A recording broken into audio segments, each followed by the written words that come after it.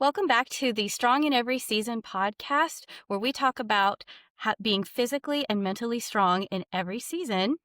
And today we have a special guest. Jessie, would you like to introduce us? I would love to. So today we've recruited one of my friends. She's also one of our fellow Jessie Clark fitness athletes. She's been working out with me for a long time. Her name is Toni Kelly, and she is a licensed therapist. Toni, tell us about your background and what you do professionally. Get us started with that. Okay, cool. So I'm a licensed clinical social worker. And so in undergrad and graduate school, I took the social work track.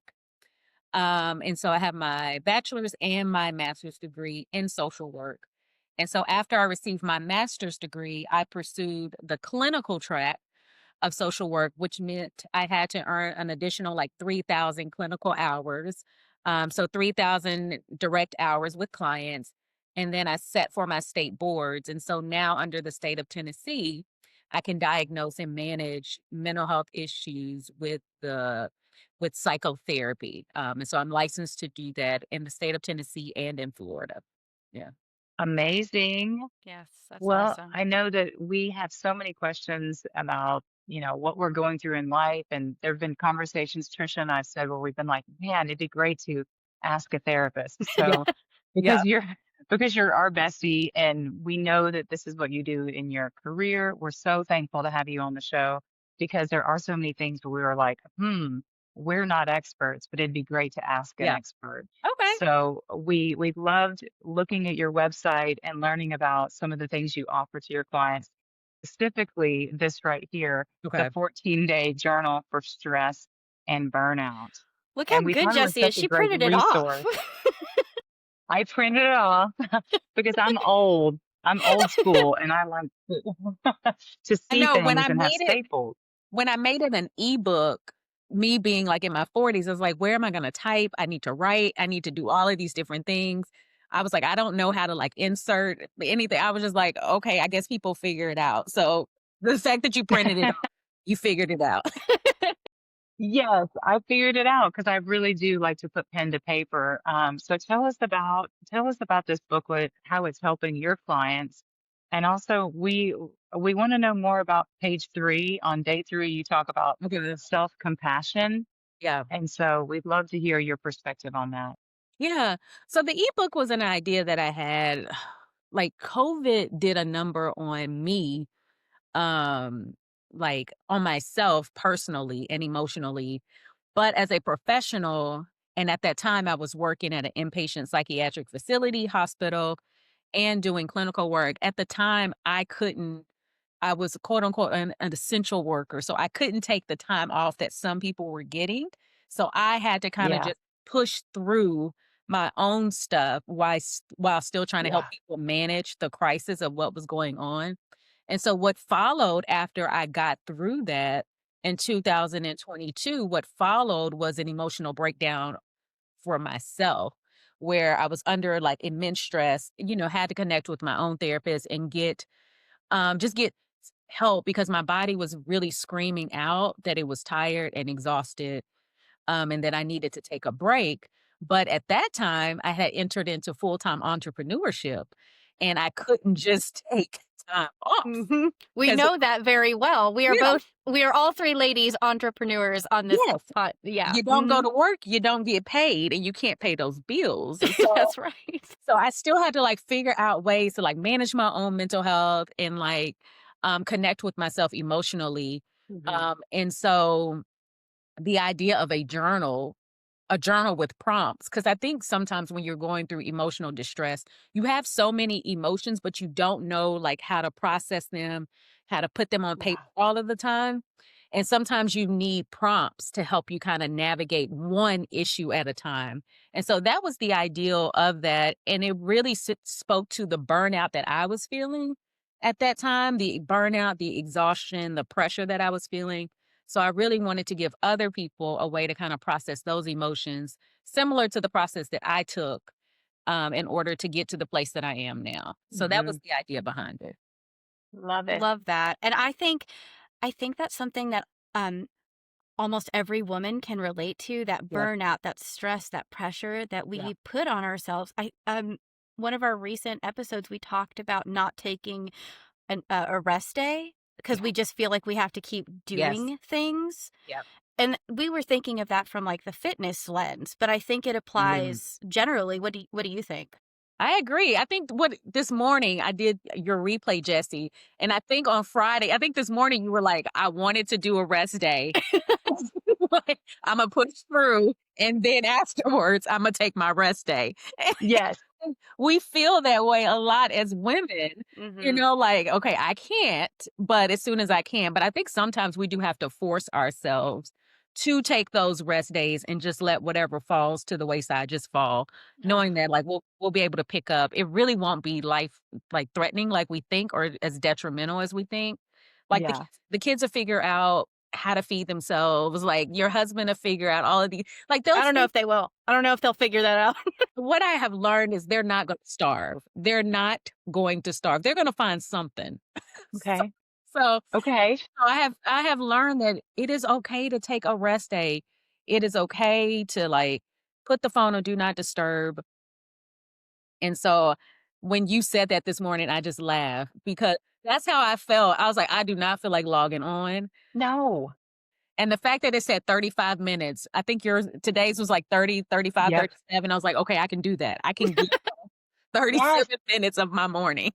Yes. Did you see me like cough? I got like a tickle in my throat and I couldn't stop coughing. I was like, I'll be right with you. Lately, between the cat, the cough, and then a month ago, you like tripped and almost lost your life. And I was like, Yes. I remember that. That was good. I was like, I'm okay. I'm okay. But like I pulled something. Yes. love the real life bloopers on your, Oh, like, it's real. it's real.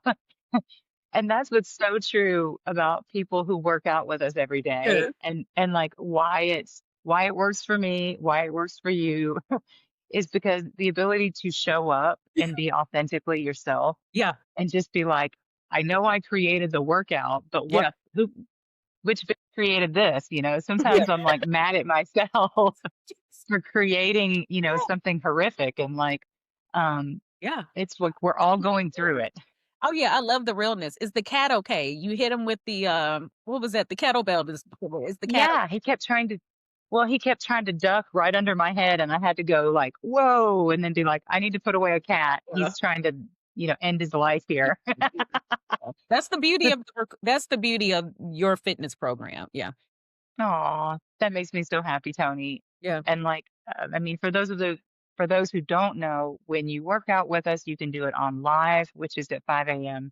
on Facebook, or you can do the replay on YouTube, which is always available. So Hmm. that's what's great about it. And then you just make a comment or shoot me a message for that accountability, and you always do. Yeah. Tony will say, did the replay, and you just get that little high five, that little connect where somebody's like, I know you did it. Right. You told your accountability partner, and that's what makes it work. Yeah. It does. Yeah. Definitely does. Yeah.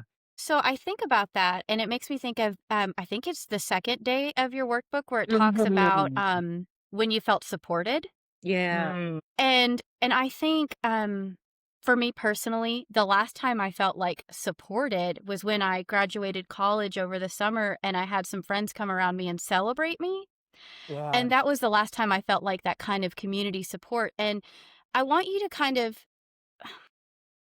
explain or kind of talk about why it's so hard to have friendships or that community, or is it hard for women to have that? Like why does that feel like such a barrier sometimes? Yeah.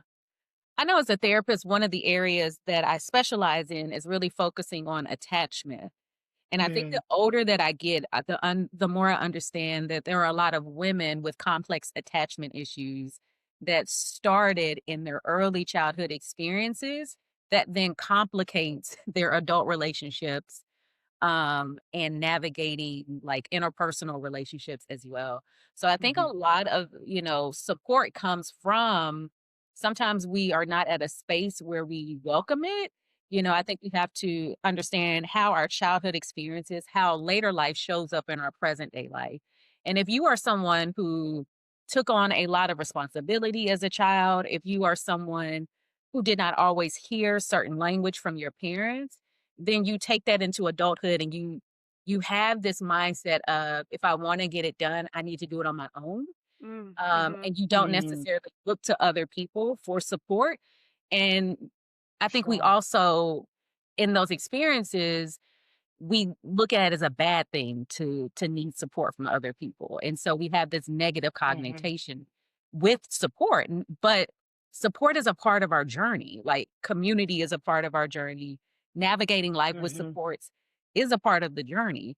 But I think as an adult, at adult women, we have to learn how to reframe our belief around support and know that it's not Hmm. necessarily us being dependent, but it is definitely us being connected. And we're meant to be interconnected with others, with life, the environment, all of those different things.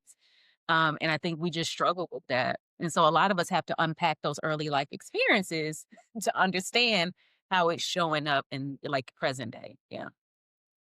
Yeah, For that's sure. For sure.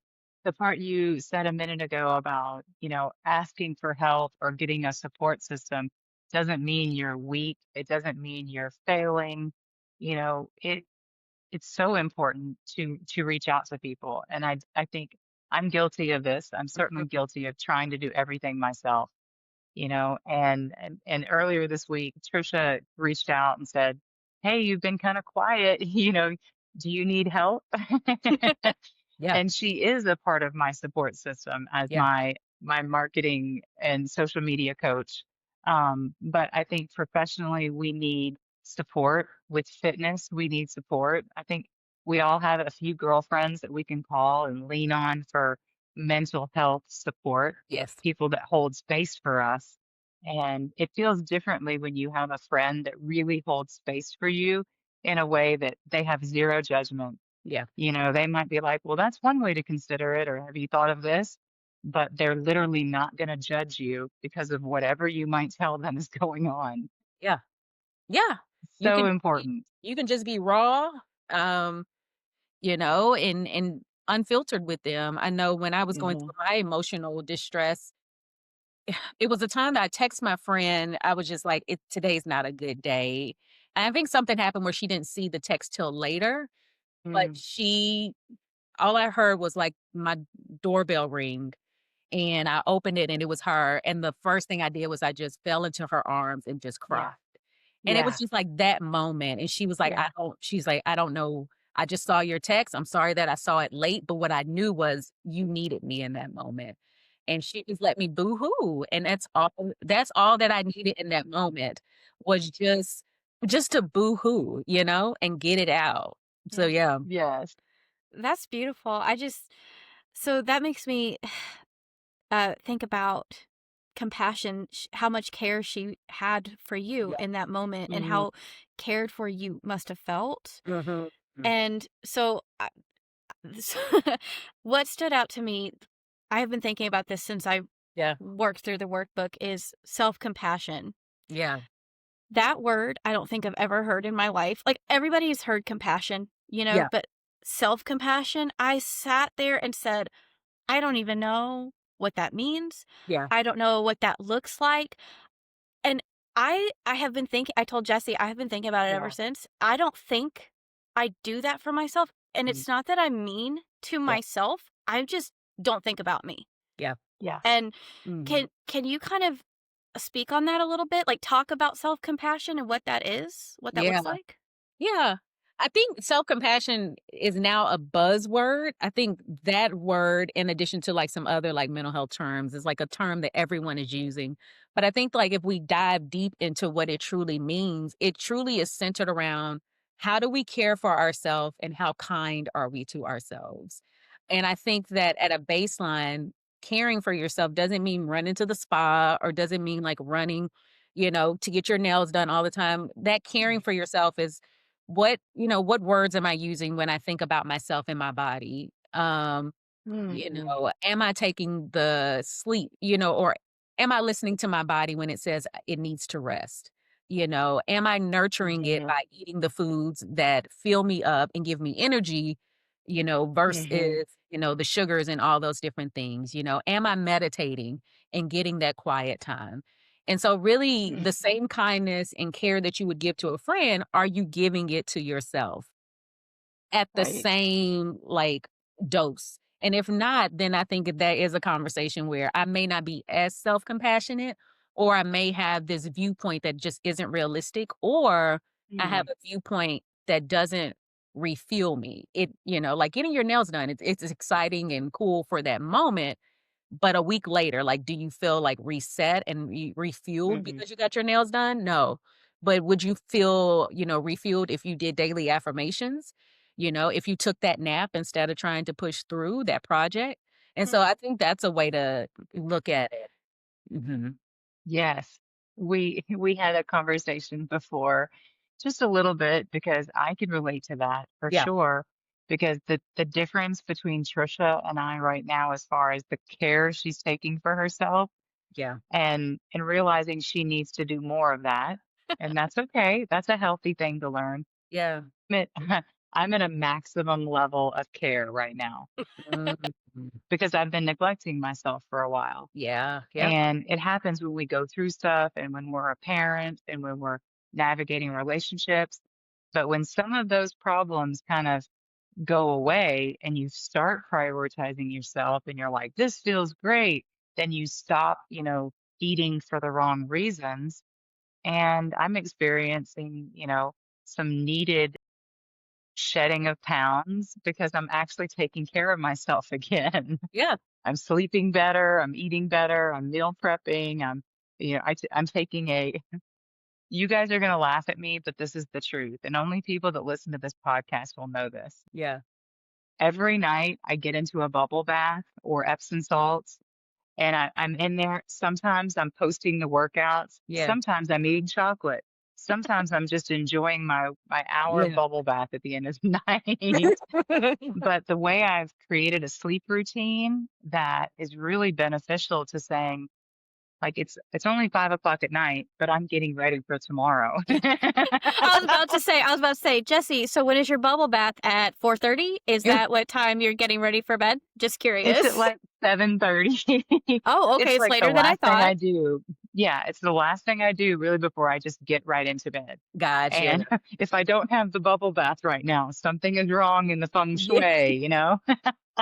So like I'm starting to get to a point, Tony, where I'm Good. layering and layering the good stuff, Good. the therapy, the eating right, taking Yeah. care of yourself, saying no to people. Yeah. Like all those things Yeah. sort of accumulate in this snowball effect of it's it's all if I'm not intact, if I'm not good with it, in alignment with it, nothing's gonna happen anymore in my life that cuts away at me and beats me down. I just can't Yeah. do it. Yeah. You are so right. And you're going to be a better Yeah. version of yourself because you've made the investments, Yes. be more alert and all of those different things. You're more aware of things Yeah. that potentially are not in your best interest.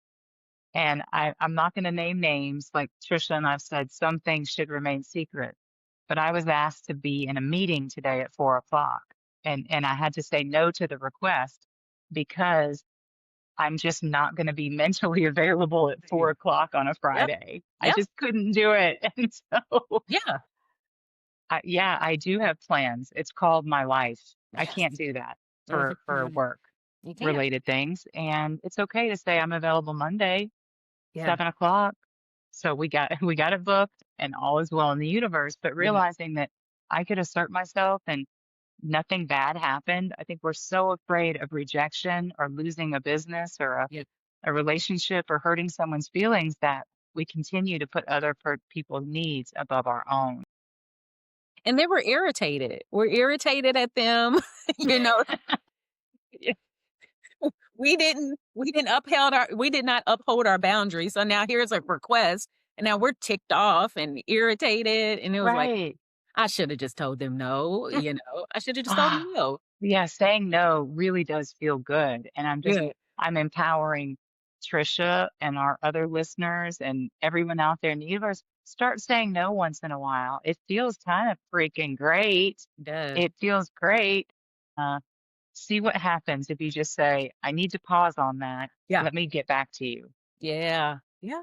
Yeah. So, why do you think that is hard for some, not all women, but some women to prioritize themselves, to say no, to take that time? Why is that you mentioned the attachment in Yeah. relation to community. Is there something similar to that here, or is that just some sort of I'm just curious, what kind of are your thoughts on that, Tony?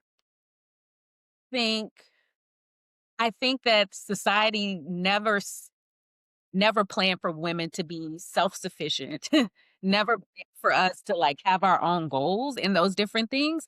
I think society has always planned for women to be caretakers and to care for others, and I think that as a result, I mean, you can just look at it how the systems are set up and all of those different things. I mean, the healthcare industry is just now having in-depth conversations about perimenopause and menopause. Like, women have been going through this for centuries Forever. ever. And so now we're normalizing it. And so I think that just as a society, it just women were just not at the forefront in terms of the needs.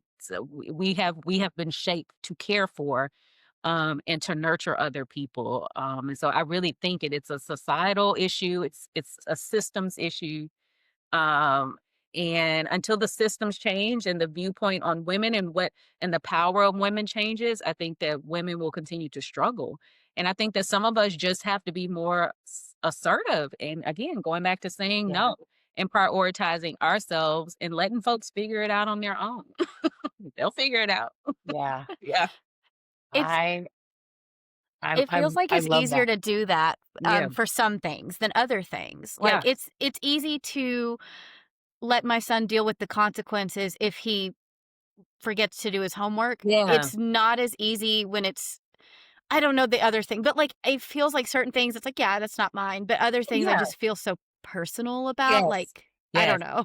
You're right. You are so right. Some things don't are harder, to do. And I think those are okay for us to be like, is this something I can take on right now? And if so, then take it on, and Mhm. lean into it and do whatever is necessary, especially if you're gonna lose sleep thinking about it, Mhm. repeatedly, then okay, go ahead and lean Mhm. into it. Yeah.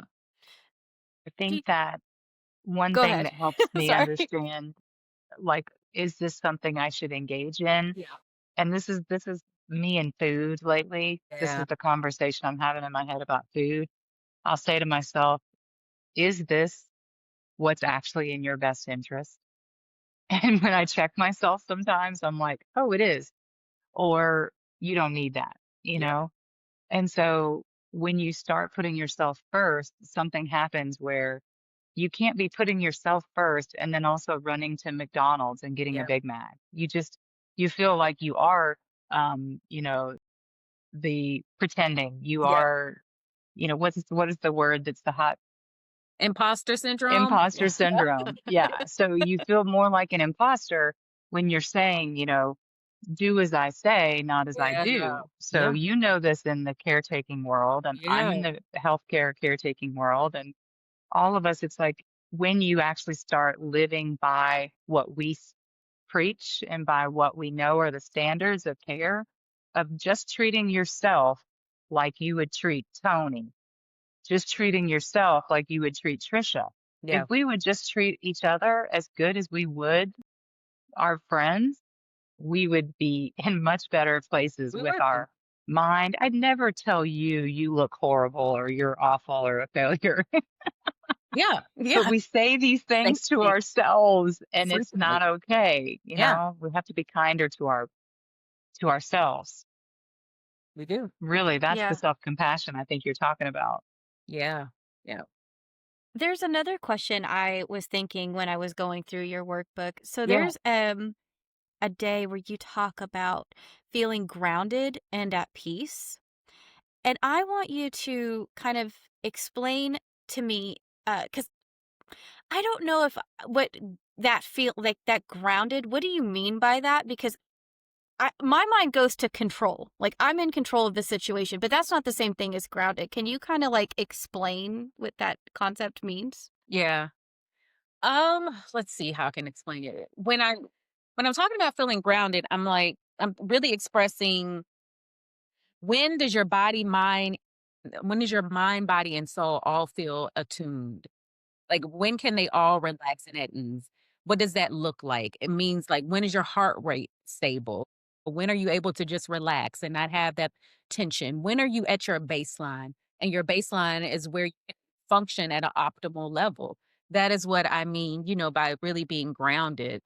Um, and I think that's something you have to assess in different situations. Like, what does that look like? But I think that the body, and I know, I don't think, I know that there is evidence that the body and the mind gives us plenty of signals when we're out of what we call in EMDR, like our window of tolerance. When we're out of our window of tolerance and we're Mhm. hyper aroused, our heart rate is extra high, that ruminating thoughts are all there. Or when we're shutting down, we're isolating and all of those different things.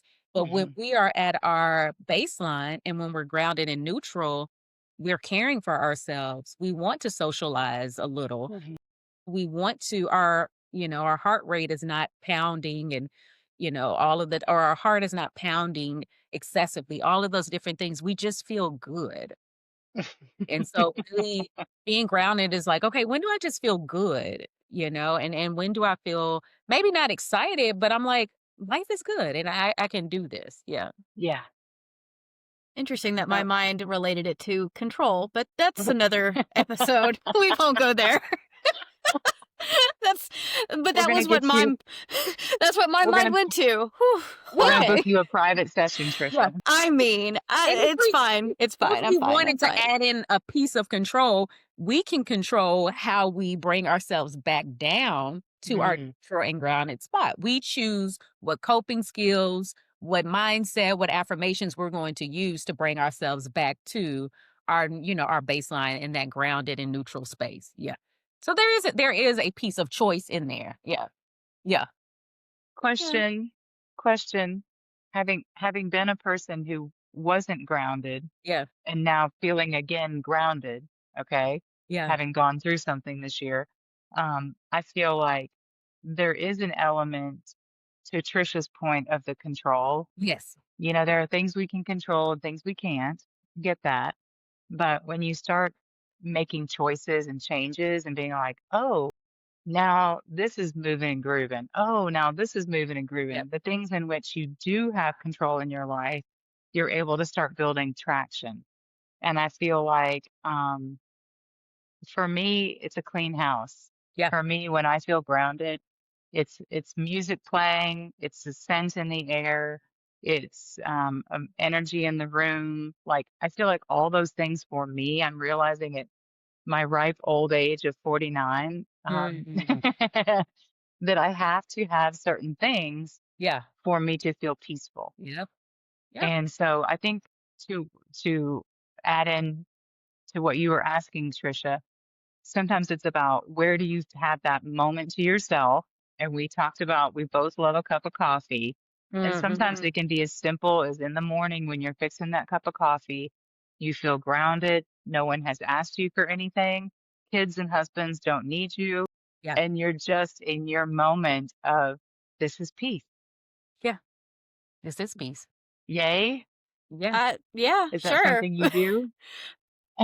We're not talking about me today. We're not. So, Next question. you have another question? Not for me, please. Let it be for No, Tony. no. She said, "Stop asking me I do feel stuff." like, is it wrong though to feel like, Tony, the more grounded I get, I'm getting a little bit more OCD about I need things the way I need them. I Uh-huh. need voices at a certain volume. I can't Mhm. have anyone coming in my house slamming cabinet doors. Don't come to me with a raised voice. I can't. Yeah. Yeah. Yeah. Yeah. Hey, it works for you. And at the end of the day, you're by, following these boundaries and all of these and setting up Yeah. these parameters, you're showing up as the best version of yourself. Yeah. Yeah. Even for like Okay. me, when I'm thinking about being grounded neutral, like I keep getting invited to do public speaking. Don't know, like at the end of the day, like if God never gave me another public speaking opportunity, I'd be good. But like he keeps putting me in spaces where like I'm public speaking. And there was one time I was trying to public speak while in heels. And Oh, I was like, and my voice kept quivering, my legs kept shaking, and something said, take off your shoes and just let your feet be planted on the ground. And when I took Oh, off my shoes and I did the rest of that presentation barefoot, I felt grounded, neutral, and confident. So now when I public speak, either wearing flats or I'm letting the crowd know I'm going to be barefoot, because if I'm barefoot, then I am going to be less anxious, more yeah, alert, and more engaged. And so like that was something I had to learn for myself. Like if I'm going to keep yes. getting put in these spaces, how is it going to work for me? How can I feel grounded and neutral? And now most of the time, if I'm doing, presentations, I'm barefoot or I have on flats. Yeah. Yeah. I That's a love really too good how insight. That's you really can work cool. that into a story about being grounded, Yeah. Because here and I am that's part of. just shaking in these heels and Mhm. legs just quivering, voice quivering, hand shaking. And as soon as my feet were planted on that ground, just barefoot. Oh, I just felt so much better. Yeah. And I think that's how we feel if we feel at peace and grounded and neutral. Yeah, We're just good and we can do more. Yeah. I really love that. I really think your journal, your resource is so helpful. What do you hope women take away from this? What is Mhm. something that you hope that this sparks in them? I hope it sparks hope. I hope it sparks vision. I hope it sparks rejuvenation. Mm, I think that a lot of women and just people in general after COVID, it just did a number on us. And I think that it true. helped us to slow down and realize like we were normalizing things that just were not normal. It is not normal to be juggling the kids in school and working two jobs and all. Like it's just not normal, but we have normalized it in society and we Mhm. feel inadequate if we don't meet those needs. And so I just want women and just people in general, anyone who has access to it, just to slow down enough to really feel to regain that hope, regain that, the need to want to do things for yourself. Mhm. Um, and really live the best version of the life that you're given. Mhm. You get one good go around unless people know something else I don't know, like, you get one good go You around, get one. and you don't know when it's Yeah, over, but at the end of the day, you want to make it a good one. Yeah. yeah. And what level of involvement in your life would you say exercise plays in like helping you to feel grounded and helping you to live your best life? Because Yeah. I know that's kind of how we are all connected is through our exercise community. Yeah. What advice would you give to people that want to start investing in themselves? Yeah. I know when I'm not like when I take some time off and I Mhm. don't work out and I don't prioritize, I'm a totally different person.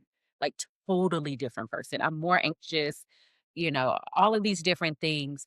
And I know that when my body moves, it just does something to me. And it's not what I want to do. I'm not one of these people who wake up and like want to go to the gym, but I'm a person who knows I have to move my body. And I want people to know that if you're truly going to invest in your mental health and wellness, the holistic approaches you have to include physical exercise at some capacity. You have to involve movement, whether it's dance, yoga, weightlifting. Movement, stretching has to be a part of it.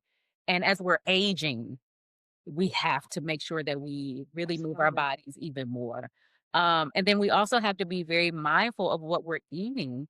And we have to be mindful of our relationship with food. Yeah. And so if you are serious about improving your mental health, incorporate, mental health, you know, um, um, you know, activities, those different things, that meditation, but do not exclude your physical health. It has to be included in that plan. And so definitely prioritize it. You will feel better. Your body may not change, completely, or, you may not have a six pack, but at the end of the day, you are going to feel better. Yeah. I just feel like I we think could if they talk to you for so long. Like we could have so many podcast episodes with you and like your insight and your Yeah. knowledge in these mental health spaces that we don't know like you do. You'd be such a valuable person to I hope you come back Yeah. and join us again on please our come back. podcast. I Yes. would love to. Thank you for this. Thank you for reaching out. And Jesse, thank I you. have an idea. Jesse, what was it? I took about 2 weeks off or 3 weeks off. And honey, you text me and was like, "Hey, I want you." And You okay? I'll do yeah, little wellness checks. If I yeah. don't see somebody for a couple of weeks, I will reach out. That's And benefits of membership. I needed that. I needed that. And it was like that final week I kept getting out of bed and like bent over, like, "Ooh, let me just get," you know, and I was like, I needed that You're reminder, welcome. yeah, to get back on it. Yeah. Yeah. Yeah. To your point that you made about exercise, and we all know this to be true, if you're just doing it for your mental health, Yeah. that's enough reason why. Yeah. Because feeling better about yourself will create a situation where you don't want to self-sabotage. I promise you, when you wake up and you've gone to the effort of getting there and doing the workout, you're not going to want to just blow it on, a 500 calorie Starbucks muffin or something crazy that you didn't need. And so I feel like the exercise is important just because of the brain chemicals that happen. And everyone listening, if you're not already working out with us, come show up, do something every day, whether it's our workouts at Jessie Clark Fitness or just going for a walk. Yeah. But I also wanted to bring the journal idea into Jessie Clark Fitness. Yeah. And maybe we could all run through this and do a gratitude and Yeah. stress and burnout journal for the first, couple of weeks of the new year. Yeah. I would love that. Yeah. That would be Yeah. great. Yeah. Well, we will definitely be linking to your socials where people can learn more about you, your counseling center, or wait, is that what would you call it? Yeah. Mental health practice. Okay, Yep. your mental health practice. Okay. And, just learn more about you, your practice, and even your free resource, so that we Yeah. can all kind of January is a good time to It is. restart. It is. So, it would be great if we could come up with a way to do that together as a Yeah. community, get you Yeah. involved. That'd be really fun. Yeah. So, I would love that. Thank you all. yeah. Well, thank you so much for joining us today. Thank you to those who are watching on YouTube or listening on Spotify. This has been such a good conversation, and I really just appreciate you, Toni, being here. Jessie, thank you for introducing me to Toni. Really appreciate that. Yeah. And I hope that everyone joins us next time as we figure out what it means to be strong in every season. Bye.